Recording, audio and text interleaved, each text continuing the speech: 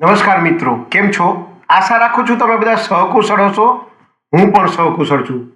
આજે 16 December 2025નું current affair લઈને તમારા માટે હાજર થઈ ગયો છું. તો ચાલો મોડું ન કરતા આજનો વિડીયો શરૂ કરીએ છીએ. એની પહેલા કહેવા માંગીશ કે એ ચેનલ પર નવા હો તો સબસ્ક્રાઇબ કરી લેજો. વિડીયો જો પસંદ આવે લાઈક કરી દેજો. ભાઈબંધ દોસ્ત ફેમિલી મેમ્બર સાથે આ વિડીયો શેર જરૂર કરજો. જે પણ ગવર્મેન્ટ જોબની તૈયારી કરતું હોય તમારા રિલેટિવમાં એને આ વિડીયો શેર કરવાનું બિલકુલ ભૂલતા નહીં. અથવા તો કરંટ અફેરમાં ઇન્ટરેસ્ટ ધરાવતા હોય એને પણ આ વિડીયો શેર જરૂર કરજો. ચાલો મોડું ન કરતા આજનો વિડીયો શરૂ કરીએ છીએ. 16 ડિસેમ્બર 2025 કરંટ અફેરનો પહેલો પ્રશ્ન છે, જુનિયર હોકી વર્લ્ડ કપ 2025 કોણે જીત્યો છે?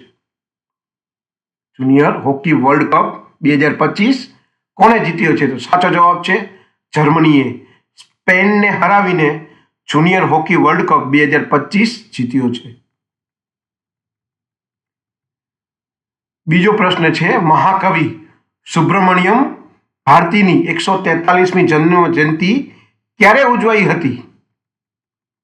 સાચો જવાબ છે મહાકવિ સુબ્રમણ્યમ ભારતીની 143મી જન્મ જયંતિ 11 ડિસેમ્બર 2025ના રોજ ઉજવાઈ હતી. ત્રીજો પ્રશ્ન છે, સુજલામ ભારત એપ કોના દ્વારા લોન્ચ કરવામાં આવી છે? સાચો જવાબ છે સુજલામ ભારત એપ CR પાટીલ દ્વારા લોન્ચ કરવામાં આવી છે. ચોથો પ્રશ્ન છે, તાજેતરમાં ભારતીય સેનાએ કઈ મહત્વપૂર્ણ પર્વત ચઢાઈ કરી છે?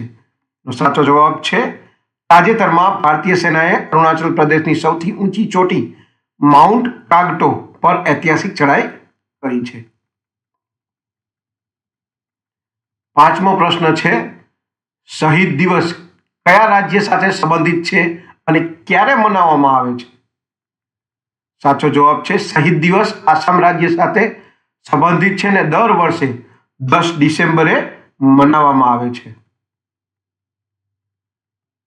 છઠ્ઠો પ્રશ્ન છે, champions of the earth award 2025 કોને મળ્યો છે?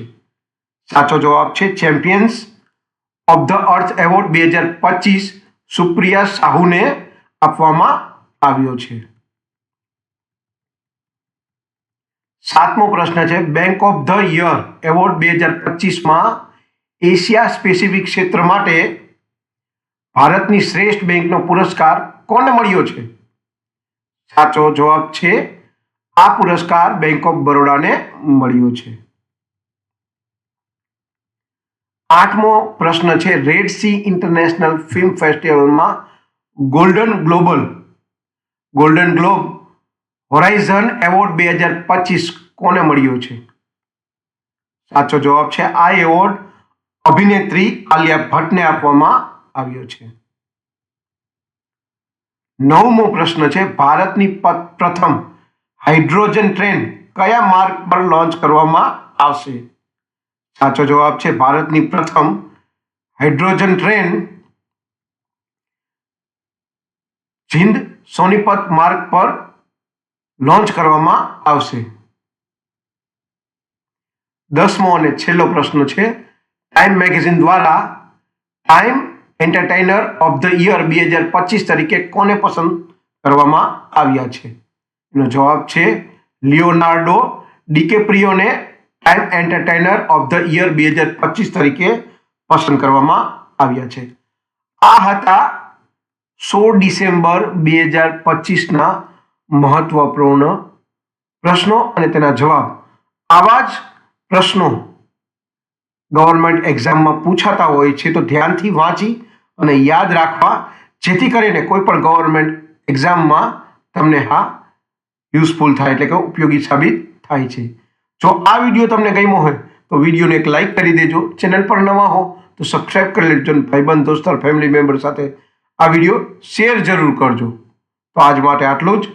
જય હિન્દ, વંદે માતરમ દોસ્તો.